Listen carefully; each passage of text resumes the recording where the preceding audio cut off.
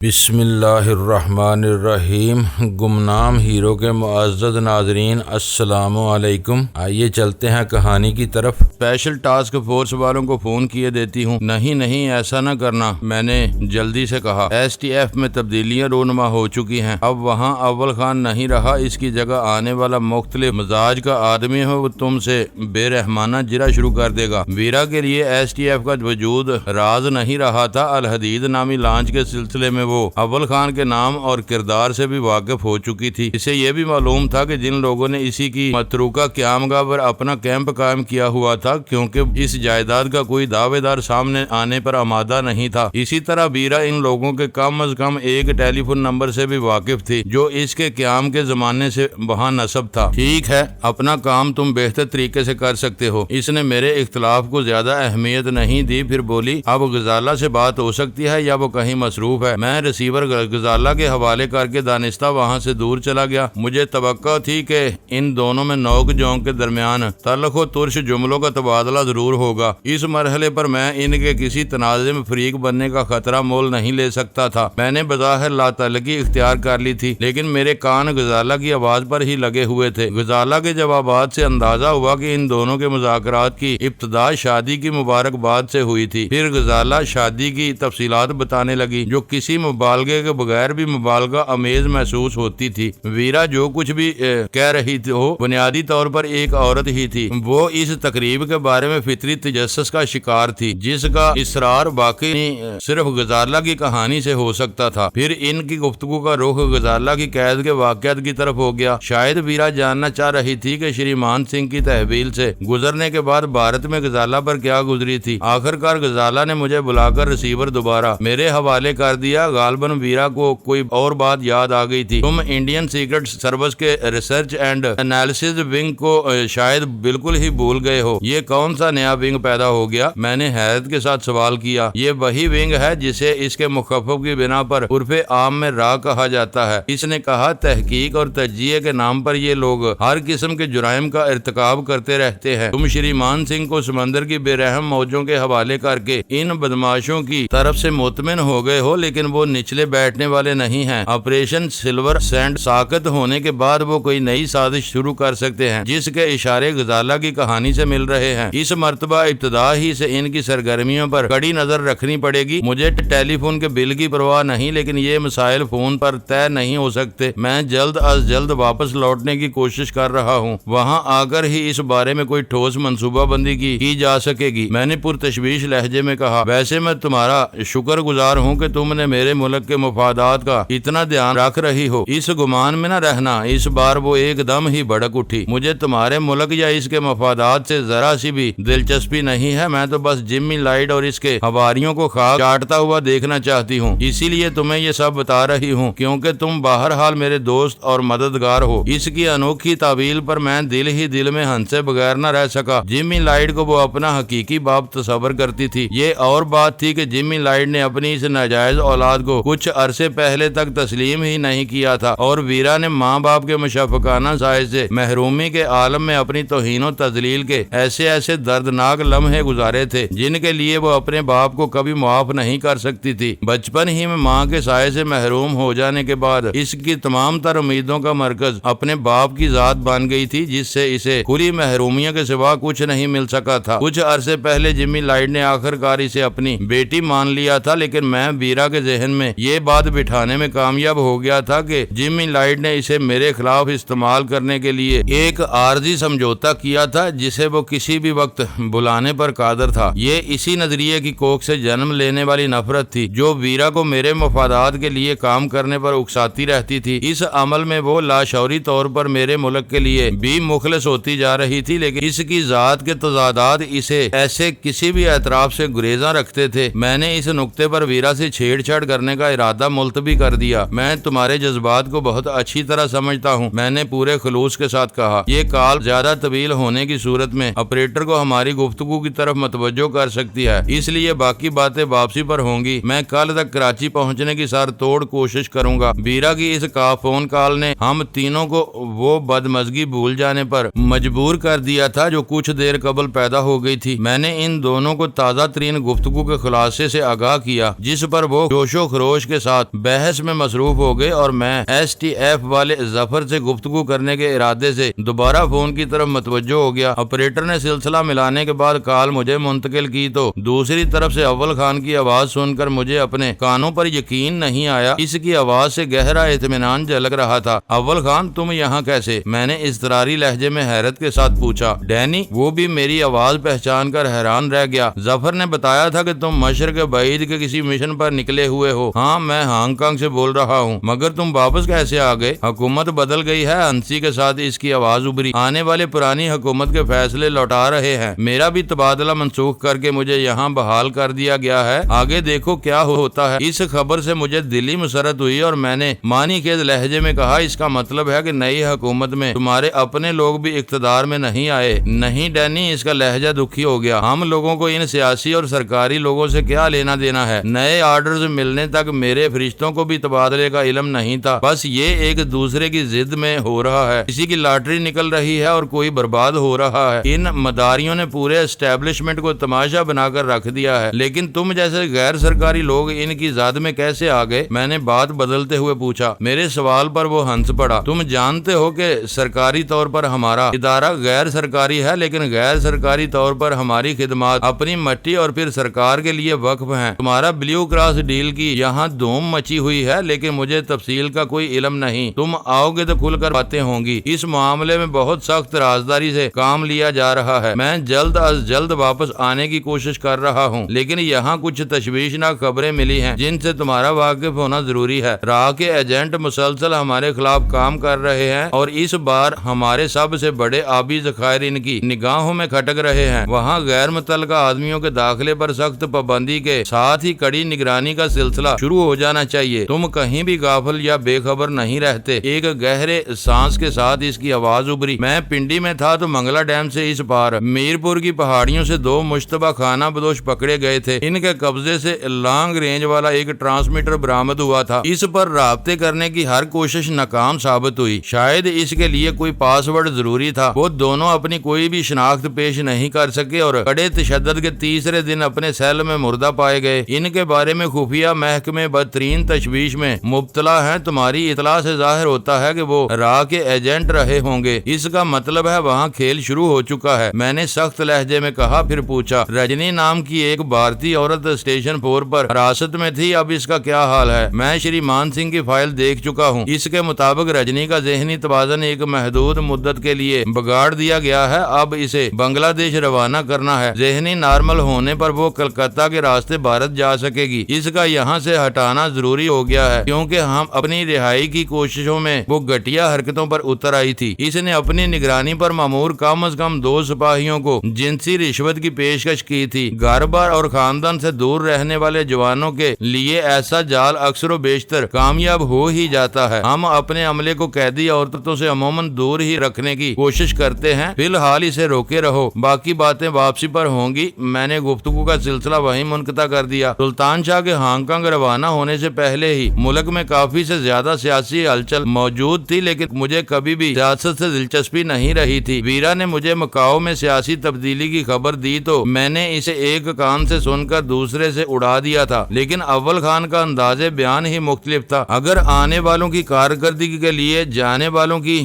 جاؤ بے جا بیخ کنی اور مخالفت ہی معیار بنا لی گئی تھی تو ملکی اور قومی مفادات کا تحفظ بھی ایک کھیل بنا لیا گیا تھا۔ گندی سیاست کا زہر بہت تیزی کے ساتھ قوم کی رگوں میں اتارا جا رہا تھا۔ اس دوڑ میں کوئی کسی سے پیچھے نہیں رہنا چاہتا تھا۔ فرضی اعداد و شمار، جھوٹی خبروں اور بے سروپا الزامات کی چٹپٹی کہانیاں سنا کر کم و بیش سارے ہی سیاستدان قوم کے ذہنوں کو تباہ کر رہے تھے۔ اس ماحول میں اول خان اور اس جیسے دوسرے فرد شناس خادموں کا دم غنیمت تھا جو آنے جانے والوں کی باہمی نفرتوں سے بے نیاز ہو کر اپنے مشن میں کھوئے رہتے تھے۔ STF میں ظفر بھی ہمارے ساتھ تعاون کرتا رہا تھا اور ہمیں اس سے کبھی کوئی شکایت پیدا نہیں ہوئی تھی، لیکن اول خان کے ساتھ اندرون سندھ کے گھنے جنگلات اور سکر کے قریب دریائے سندھ میں مہمات سر کرتے ہوئے کچھ ایسی ذہنی ہم آہنگی پیدا ہو گئی تھی جو ظفر کے ساتھ مفقود تھی۔ اس وجہ سے اول خان کی واپسی کی خوشی تھی۔ غزالہ اور سلطان شاہ کے جذبات بھی مختلف نہیں تھے۔ ان اہم کاموں سے فارغ ہو کر میں نے روانگی کے انتظامات پر توجہ دی تو چند فون کالز کے بعد ہی مجھے اندازہ ہو گیا کہ ہانگ کانگ سے جلد جلد از جلد باہر نکلنے کے لیے کیتھی پیسیفک سے بہترین ایئر لائن کوئی اور نہیں تھی۔ شاید ہانگ کانگ ہی نہیں بلکہ دنیا کے ہر ملک سے فوری روانگی کے لیے شاید اسی ملک کی ایئر لائن بہتر رہتی ہے، جو پروازوں کی کثرت کی وجہ سے کسی نہ کسی جگہ سے منزل مقصود تک پہنچنے کا بندوبست کر دیتی ہے۔ ہانگ کانگ سے کیتھی کی پرواز 3 بجے بینکاک کے لیے روانہ ہونے والی تھی۔ وہاں سے 7 بجے PIA پر کراچی کے لیے نشستیں دستیاب تھیں۔ اس طرح ہم کراچی کے وقت کے مطابق 9 بجے کے لگ بھگ وہاں پہنچ سکتے تھے۔ میں نے فون پر ہی 2 نشستیں مخصوص کرا کے تیسری سیٹ روکنے کی درخواست کی اور فوراً ہی سلطان شاہ کو روانہ کر دیا، کیونکہ ہم دونوں تو کراچی سے ہی واپسی کے ٹکٹ لے کر آئے تھے، لیکن غزالہ کے لیے واپسی کا ٹکٹ خریدنا تھا اور ٹکٹ نمبر کے بغیر سیٹ بک نہیں کرائی جا سکتی تھی۔ سلطان شاہ کے چلے جانے کے بعد میں نے انٹرکام پر روم سروس کے عملے کو کوئی تیز اور عمدہ بیئر لانے کی ہدایت کی تو سپروائزر نے مجھے بتایا کہ کمرے میں رکھے ہوئے منی بار میں وہ پوری اقسام موجود ہوں گی جو روم سروس کمرے میں مہیا کر سکتی تھی۔ دیگر اقسام کے لیے ہوٹل کے بار میں جانا ضروری تھا۔ یہ لعنت ہمیشہ اور ہر جگہ تمہارے اعصاب پر سوار رہتی ہے۔ غزالہ نے سانگ تاؤ کی لمبی بوتل میرے ہاتھ میں دیکھ کر کہا، پتہ نہیں تم شراب پینے کی عادت ترک کیوں نہیں کر دیتے؟ یہ کیا کہہ رہی ہو؟ میں نے دیدے پھاڑ کر کہا، تم نے کسی وضاحدار گورے کے سامنے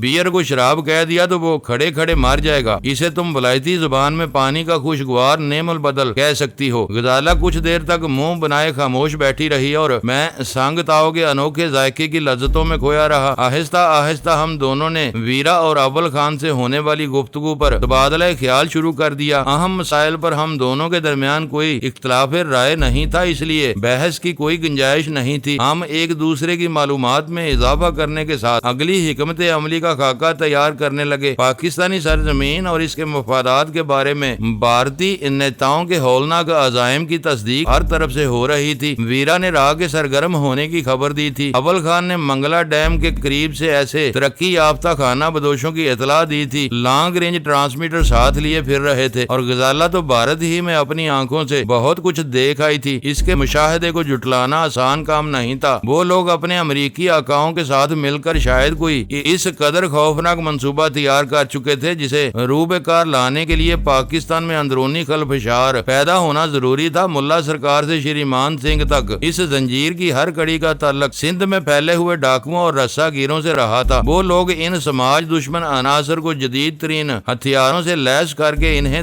اتنا طاقتور بنانا چاہتے تھے کہ ان کی مدد سے خانہ جنگی اور لا قانونیت کی صورتحال پیدا کی جا سکے۔ دوسری طرف امریکہ فوجی اور اقتصادی رکاوٹیں کھڑی کر کے ملک کو سنگین بحران کی طرف دھکیلنے کے لیے کوشاں تھا۔ اس پس منظر میں ایک بھیانک مصنوعی سیلاب پورے ملک کے اقتصادی اور انتظامی نظام کو تہہ و بالا کر سکتا تھا، اور شاید وہ لوگ ایسے ہی کسی سازگار ماحول کا انتظار کر رہے تھے۔ پہلی یک بستہ بوتل ختم کر کے میں نے منی بار سے سانگ تاؤ کی دوسری بوتل نکالی ہی تھی کہ اچانک فون بج اٹھا۔ غزالہ نے ریسیور اٹھایا۔ دوسری طرف کی بات سننے پر اس کے چہرے پر حیرت کے آثار نمودار ہو گئے۔ پھر اس نے اپنے مخاطب کو لائن ہولڈ آن کرنے کی ہدایت کر کے ماؤتھ پیس پر ہاتھ رکھ کر مجھے بتایا کہ چوسین لائن پر تھا، کیونکہ ڈان فوری طور پر مجھ سے بات کرنے کا خواہاں تھا۔ ڈان اور حسین یا چوسین کے نام سنتے ہی میرا ماتھا ٹھنک گیا، کیونکہ ہم لوگوں کو مکاؤ سے واپس آئے ہوئے تھوڑی ہی دیر گزری تھی۔ اس سے پہلے ڈان ہم سے مل کر گیا تھا۔ پھر ان 2 گھنٹوں میں ایسی کون سی قیامت آ گئی تھی کہ اسے فون پر ہم سے رابطہ کرنے کی ضرورت پیش آ گئی تھی؟ دوسری اہم ترین بات یہ تھی کہ ہم نے ڈان یا سارا کو ہانگ کانگ میں اپنی جائے قیام کے بارے میں ایک لفظ نہیں بتایا تھا۔ سچ بات تو یہ تھی کہ ایئرپورٹ کی عمارت کے ایک دور افتادہ حصے سے باہر نکلنے کے بعد ہی مجھے ہانگ کانگ کے اومنی ہوٹل کا خیال آیا تھا، لیکن ڈان حیرت ناک طور پر ہمارے اس ٹھکانے سے واقف ہو چکا تھا۔ میرا ذہن بہت تیزی کے ساتھ ان سوالات پر سوچنے میں مصروف تھا، لیکن میں نے غزالہ کے ہاتھ سے ریسیور لینے میں لمحہ بھر کی بھی تاخیر نہیں کی۔ اس وقت تک دوسری طرف حسین ہی لائن پر موجود تھا۔ ہیلو کے جواب میں اس نے گرم جوشی کے ساتھ میرے مزاج پرسی کی، پھر مجھے بتایا کہ ڈان مجھ سے بات کرنی چاہ رہا تھا۔ وہ تو ٹھیک ہے، لیکن مجھے یہ بتاؤ کہ تم ہمارے ہوٹل کا سراغ کیسے لگا لیا؟ وہ ہنستے ہوئے بولا، یہ ڈان کے اپنے انتظامات ہوتے ہیں۔ اس نے مجھے ہوٹل کا نام اور کمرہ نمبر دے کر تم سے بات کرانے کا حکم دیا تھا۔ اس میں میرا کوئی کمال نہیں ہے۔ ریسیور پر رکت انگیز چینی موسیقی شروع ہو گئی۔ پھر چند ثانیوں بعد ڈان لائن پر آ گیا۔ مجھے امید ہے تمہارا سفر ہلکا پھلکا اور خوشگوار ہوگا، اس نے تائید طلب لہجے میں کہا۔ ہاں ڈان، میں نے ممنونیت سے لبریز لہجے میں کہا، ہم زندگی بھر تمہاری مہمان نوازی کو نہیں بلا سکیں گے، اس وقت تم مجھے کیسے یاد کیا ہے؟ یہ بتاؤ کہ تمہاری واپسی کا کیا پروگرام ہے؟ ڈان نے میرے سوال کا جواب دیے بغیر پوچھا۔ کل کچھ سوچیں گے، آج شام تو کولون کے بازاروں میں گزارنے کا ارادہ ہے۔ میں نے اپنی چھٹی حص کے زیر اثر جھوٹ بولتے ہوئے کہا۔ مجھے یک بیک دال میں کچھ کالا نظر آنے لگا تھا۔ 2-4 دن کے لیے ہانگ کانگ بہت اچھی جگہ ہے، ڈان کہہ رہا تھا۔ تم پرسوں شام تک وہیں رکے رہو، بوریت محسوس کرو تو مکاؤ لوٹ آؤ۔ پرسوں کے بعد تم جب چاہو واپس جا سکتے ہو۔ پرسوں کیا میں 1 ہفتے تک رک سکتا ہوں؟ میں نے دھڑکتے ہوئے دل کے ساتھ مکارانہ سعادت مندی کا مظاہرہ کرتے ہوئے کہا، لیکن میرے روکنے کی ضرورت کیوں پیش آ گئی؟ کیا ہماری حویلی میں پھر کوئی دعوت ہونے والی ہے؟ متوفی نیشیکاؤ ایک بہت بڑی فرم میں ڈائریکٹر کے عہدے پر فائز تھا۔ ڈان کی زبان سے نیشیکاؤ کا ذکر سنتے ہی میرا دل اچھل کر حلق میں آ گیا۔ وہ یقیناً کوئی خطرناک معاملہ تھا، کیونکہ ڈان نے چالاکی کے ساتھ مافیا کا ذکر حذف کر کے نیشیکاؤ کی فرم کا قصہ شروع کر دیا تھا۔ وہ کہہ رہا تھا، تمہاری روانگی کے بعد اٹلی سے نیشیکاؤ کی فرم کے سربراہ کا فون آیا تھا۔ وہ اپنے ساتھی کی موت پر بہت پریشان تھا اور اپنے طور پر اس قتل کی تفتیش کرانی چاہتا تھا۔ وہ فوری طور پر 1-2 نفری جماعت مکاؤ بھیج رہا ہے۔ باتوں باتوں میں تمہارا اور تمہاری شادی کا ذکر بھی آیا تھا۔ اس نے خواہش ظاہر کی کہ اس کے آدمیوں کی تم سے ضرور ملاقات کرائی جائے، اور میں نے اس سے وعدہ کر لیا۔ وہ لوگ کل یا زیادہ سے زیادہ پرسوں صبح تک یہاں پہنچ جائیں گے۔ ان سے ملاقات کے بعد میں خود تمہاری جلد از جلد واپسی کا بندوبست کرا دوں گا۔ میں نے اندازہ لگایا کہ ڈان نے صرف مافیا کا ذکر گول کیا تھا، اس کی بقایا کہانی صداقت پر مبنی تھی۔ اگر مافیا کے ڈان نے میرے بارے میں کوئی زہر افشانی کر کے اپنے قوی شبہات کا اظہار کیا ہوتا تو ڈان مجھے ٹیلی فون کرنے کی بجائے فوری طور پر اپنے شکاری میری طرف دوڑا دیتا، جو ہمیں بے زورے بے بس کر کے مکاؤ لے جاتے۔ اس کی فون کال اس امر کی گماز تھی کہ اٹلی میں بیٹھے ہوئے ڈان کو میری نیت پر شبہ ہو چکا تھا، لیکن ڈان میرے اصل کردار کے بارے میں بدستور لا علم تھا۔ یہ میرے لیے ایک اور اعزاز ہوگا، میں نے خندہ پیشانی کے ساتھ کہا۔ میں تم سے اجازت لیے بغیر کولون کے اس ہوٹل کو خیر باد نہیں کہوں گا، لیکن مجھے اس امر پر حیرت ضرور ہے کہ تم کو میرے ہوٹل کا پتہ کیسے چل گیا؟ میں نے قدرے توقف کے بعد ڈان سے وہ ٹیڑھا سوال بھی کر ہی ڈالا۔ ریسیور پر ڈان کی تکبر امیز اور بلند آہنگ ہنسی گونجی، پھر اس کی آواز ابھری۔ ڈان اپنے دوستوں کو کبھی بھی حالات کے رحم و کرم پر بے یارو مددگار نہیں چھوڑتا۔ تمہاری دیکھ بھال اور تمہیں ہانگ کانگ کے ٹھگوں سے بچائے رکھنے کے لیے میرے آدمیوں نے اسی وقت سے تمہاری دیکھ بھال شروع کر دی تھی جب تم نے ایئرپورٹ کی عمارت سے باہر قدم رکھا تھا۔ در حقیقت تمہیں ہوٹل پہنچانے والا ٹیکسی ڈرائیور بھی میرے نمک خواروں میں سے تھا۔ تمہارے چیک ان ہوتے ہی اس نے تمہارے کمروں کے نمبر اور ہوٹل کے نام سے میرے عملے کو آگاہ کر دیا تھا۔ تم واقعی بہت عظیم ہو اور اپنے دوستوں کی توقعات سے بڑھ کر خبر گیری کرتے ہو۔ ڈان نے مجھے جو کچھ بتایا اس کی روشنی میں نے اسے پوری طرح مطمئن کر دیا، اور ڈان نے ہم تینوں کے لیے نیک امیدوں کا اظہار کرتے ہوئے فون کا سلسلہ منقطع کر دیا۔ کیا مسئلہ تھا؟ میرے فارغ ہوتے ہی غزالہ نے بے تابی کے ساتھ سوال جڑ دیا۔ اٹلی میں مافیا کے بڑوں کو معلوم ہو گیا ہے کہ نیشیکاؤ کے قتل کے وقت میں بھی ڈان کی تقریب میں شریک تھا، اور اب ان کے آدمی میری مزاج پرسی کے لیے مکاؤ آ رہے ہیں۔ میرے یک طرفہ مکالمات غزالہ کے لیے ناکافی ثابت ہوئے تھے، اور وہ اس نئے قصے کی پوری تفصیل سمجھ نہیں سکی تھی، لیکن 2-4 سوالوں کے جوابات ملنے پر وہ بھی پریشان نظر آنے لگی۔ ہمیں فوراً یہاں سے بھاگ نکلنا چاہیے، اس نے خوفزدہ لہجے میں تجویز پیش کی۔ میں نے اسی وجہ سے ڈان کو اپنے اصل پروگرام کی ہوا نہیں لگنے دی۔ ہماری پوری کوشش ہوگی کہ 3 بجے کی پرواز سے یہاں سے نکل جائیں۔ اس مرتبہ ہم ان کے ہتھے چڑھ گئے تو شی اور مافیا والے ٹینس کی گیند کی طرح مار مار کر ہمارا برکس نکال دیں گے، لیکن اس راہ میں ایک بہت بڑی رکاوٹ حائل ہے۔ وہ کیا؟ میرا قرب میسر آ جانے کے بعد شاید غزالہ اپنی عقل پر زور دینے کا عمل موقوف کر چکی تھی۔ ڈان کے آدمی مسلسل ہماری نگرانی کر رہے ہیں، میں نے اسے آگاہ کیا۔ ڈان نے اس نگرانی کو حفاظت قرار دیا ہے، لیکن ڈان کے دیے ہوئے پروگرام سے انحراف کی صورت میں یہی محافظ ہمارے لہو کے پیاسے بن جائیں گے۔ ہمیں ایئرپورٹ سے یہاں تک لانے والا ٹیکسی ڈرائیور بھی انہی میں سے تھا۔ اگر وہ تعداد میں کئی ہیں تو سلطان شاہ کا پیچھا بھی کیا گیا ہوگا۔ انہیں کیتھی پیسیفک کے دفتر سے معلوم ہو جائے گا کہ ہم نے آج دوپہر کی پرواز سے 3 نشستیں بک کرائی ہیں۔ وقت کم ہے اور کام خاصا کٹھن۔ میں نے اپنی ریسٹ واچ پر نگاہ ڈالتے ہوئے کہا، مجھے فوری طور پر جائزہ لینا ہوگا کہ اس سلسلے میں کیا کیا جا سکتا ہے۔ تم اکیلے باہر نہ جاؤ۔ مجھے اٹھتا دیکھ کر غزالہ نے اضطراری انداز میں کہا، سلطان شاہ لوٹ آئے تو اسے بھی ساتھ لے لینا، اس طرح تم لوگ الگ الگ رہ کر ایک دوسرے کی خبر گیری تو کر سکو گے۔ فی الحال میرا لڑنے بھیڑنے کا ارادہ نہیں ہے، میں نے مسکراتے ہوئے کہا۔ میری پہلی کوشش یہی ہوگی کہ سیدھی انگلیوں سے گھی نکل آئے، اس میں ناکامی ہوئی تو دوسرے امکانات پر بھی غور کر لیا جائے گا۔ کم از کم مجھے اتنا تو بتا دو کہ تمہارا ارادہ کیا ہے۔ اس نے میری خوشامد کی۔ نیچے اترنے کے بعد ہی اندازہ ہو سکے گا کہ مجھے کیا کرنا چاہیے۔ میری واپسی تک تم کمرے میں محدود رہنا اور سلطان شاہ کے علاوہ کسی اور کے لیے کمرے کا دروازہ ہرگز نہ کھولنا۔ میں 7ویں منزل سے لفٹ کے ذریعے ہوٹل کے شاپنگ آرکیڈ میں اترا اور محتاط رہ کر آرکیڈ کا پورا چکر لگا لیا، لیکن وہاں کسی ایسے آدمی کی شناخت میں کامیاب نہیں ہو سکا جس پر میری نگرانی کا شبہ کیا جا سکتا ہو۔ میں دوبارہ لفٹ میں سوار ہو کر نچلی منزل پر اترا تو دروازے کے قریب ہی مجھے اس ٹیکسی ڈرائیور کی جھلک نظر آئی جو ہمیں ایئرپورٹ سے ہوٹل تک لایا تھا، لیکن وہ مجھے دیکھتے ہی شفاف شیشوں کے پیچھے کہیں رپوش ہو گیا۔ اسے دیکھ لینے کے بعد میں اطمینان سے استقبالیہ کاؤنٹر کی طرف بڑھ گیا۔ میں نے وہیں کھڑے کھڑے چند تفریحی کتابچوں کا سرسری سا مطالعہ کیا، پھر سگریٹ سلگاتا ہوا نکاسی کے راستے کی طرف بڑھ گیا۔ ہوٹل کے برآمدے سے ذرا پہلے چمکتی ہوئی سرخ ٹیکسیوں کی قطار موجود تھی۔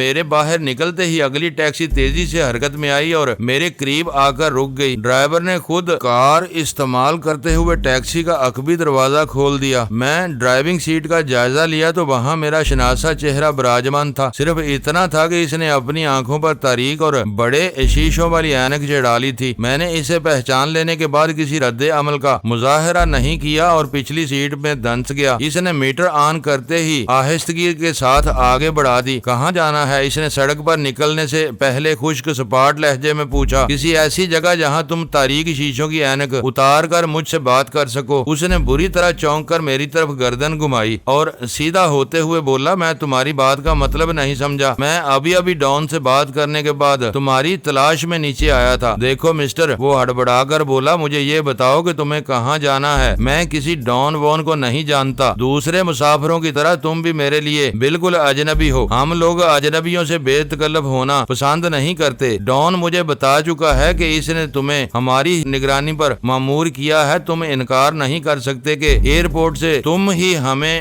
ہوٹل تک لائے تھے۔ وقت برباد مت کرو، مجھے تم سے ضروری بات کرنی ہے۔ اس نے چشمہ اتار کر ونڈ شیلڈ پر لگے ہوئے عقب نما آئینے زاویہ قدرے ترچھا کیا اور اس میں میری طرف دیکھتے ہوئے بولا، ڈان نے تمہیں سب کچھ بتا دیا ہے تو میرا انکار بے سود ہے۔ اب بتاؤ کہ ہمیں کدھر جانا ہے؟ کسی ویران اور دور افتادہ مقام کی طرف نکل چلو، میں نے کہا، پھر چونکنے کی اداکاری کرتے ہوئے سوال کیا، ہاں یہ تو بتاؤ تمہارے ساتھ اور کتنے لوگ ہیں؟ ڈان نے تمہیں یہ نہیں بتایا؟ میرے سوال پر اس کا اشتباہ امیز ہو گیا۔ احمق مت بنو، میں نے برا سا منہ بنا کر کہا۔ اس وقت اس سوال کی کوئی ضرورت نہیں تھی۔ میری بیوی ابھی بھی ہوٹل کے کمرے میں ہے۔ میں صرف یہ جاننا چاہتا ہوں کہ اسے بھی کسی کا تحفظ حاصل ہے یا وہ بالکل اکیلی رہ گئی ہے۔ عقب نما آئینے میں ہماری نگاہیں چار ہوئیں۔ وہ بغور میرے چہرے کا جائزہ لے رہا تھا جیسے میری بات کا وزن تول رہا ہو۔ پھر وہ ایک گہرا سانس لے کر بولا، تم اسے اتنا ہی غیر محفوظ سمجھ رہے ہو تو پھر اسے بھی اپنے ساتھ لے لو۔ اس وقت میں اکیلا ہی ہوں، لیکن ضرورت پڑنے پر 10 منٹ میں 4-6 آدمی مہیا کر سکتا ہوں۔ پھر مجبوری ہے، میں نے شانے اچکا کر کہا۔ تم چلتے رہو کیونکہ تم سے بات کرنی بہت ضروری ہے۔ اسے اتنی آسانی سے زیر نہیں کیا جا سکے گا۔ وہ مارشل آرٹس میں خاصی مہارت رکھتی ہے۔ تم پہیلیاں بجوا رہے ہو، مجھے کھل کر بتاؤ کہ تمہیں کس قسم کا خطرہ درپیش ہے۔ میں تھوڑی ہی دیر میں اس کے سدے باب کا پورا بندوبست کر لوں گا۔ یہ سن لو کہ ہانگ کانگ والے حصے میں تو شاید کہیں کہیں ویرانی نظر آ جاتی ہے، کولون میں قابل استعمال زمین کا ہر انچ آباد اور بارونق ملے گا۔ تم کسی تمہید کے بغیر اپنی بات شروع کر سکتے ہو۔ مجھے اس سے جو کچھ معلوم کرنا تھا وہ میرے علم میں آ چکا تھا۔ اب میری کوشش صرف اتنی تھی کہ سلطان شاہ کے واپس لوٹنے تک میں اسے اس طرح الجھائے رہوں کہ اسے میرے بارے میں ڈان سے بات کرنے کی مہلت نہ مل سکے۔ ہانگ کانگ سے ہماری فوری روانگی کا انحصار اسی ایک نقطے پر تھا۔ بات دراصل یہ ہے کہ ہوٹل میں ہمارا کوئی بدخواہ مقیم ہے۔ ڈان سے میری بات ہونے کے بعد وہ انٹرکام پر مجھے 3 بار کھلی دھمکیاں دے چکا ہے اور آپریٹر یہ بتانے سے قاصر ہے کہ ہمیں ہوٹل کے کس کمرے یا حصے سے فون کیا جا رہا ہے۔ میں نے اسے الجھانے کے لیے فی الفور ایک کہانی سوچتے ہوئے کہا، میں اسی سلسلے میں تمہاری مدد لینے کے لیے خیال سے نیچے آیا تھا، لیکن اب یہ خوف ستا رہا ہے کہ اس بدماش نے 4تھی بار فون کیا تو میری بیوی کی آواز سن کر وہ اندازہ لگا لے گا کہ وہ کمرے میں اکیلی ہے، پھر وہ اسے نقصان پہنچانے کی کوشش بھی کر سکتا ہے۔ میری کتھا سن کر اس کی پیشانی پر تفکر آمیز لکیریں نمودار ہو گئیں اور وہ بولا، پھر تو ہم دونوں کو باہر نکلنے کی بجائے اسی کمرے میں موجود ہونا چاہیے تھا۔ تمہارا تیسرا ساتھی تو تھوڑی دیر پہلے باہر چلا گیا تھا، اب وہ بیچاری واقعی اکیلی اور بری طرح خوفزدہ ہوگی۔ دراصل میں اس معاملے میں ڈان سے مشورہ کرنا چاہ رہا تھا۔ میں نے کہا، تمہارے کمرے سے ہی ہم اسے فون بھی کر سکتے ہیں، یہاں لائن فوراً ہی مل جاتی ہے۔ یہی تو میں نہیں چاہتا، میں نے کراہتے ہوئے کہا۔ ہوٹل میں آپریٹر کے علاوہ اور کسی کو علم نہیں ہو سکتا کہ میرے لیے ڈان کا فون آیا تھا۔ مجھے شبہ ہے کہ وہ جو کوئی بھی ہے اس ہوٹل کے آپریٹر سے ملا ہوا ہے۔ ہو سکتا ہے کہ ان دونوں نے اب میری ہر کال سننے کا بندوبست کر لیا ہو۔ تمہارا شبہ معقول ہے، وہ سر ہلاتے ہوئے بولا۔ تو کیا تم اب کوئی پبلک فون استعمال کرنے کا ارادہ رکھتے ہو؟ تمہارے پاس ڈان سے رابطے کے لیے کوئی لاسلکی آپریٹرز نہیں ہے؟ اس نے مایوسی سے اپنا سر ہلا دیا۔ یہاں فون کی سہولت اتنی عام اور قابل اعتماد ہے کہ کبھی ٹرانسمیٹر وغیرہ کی ضرورت ہی نہیں پڑی۔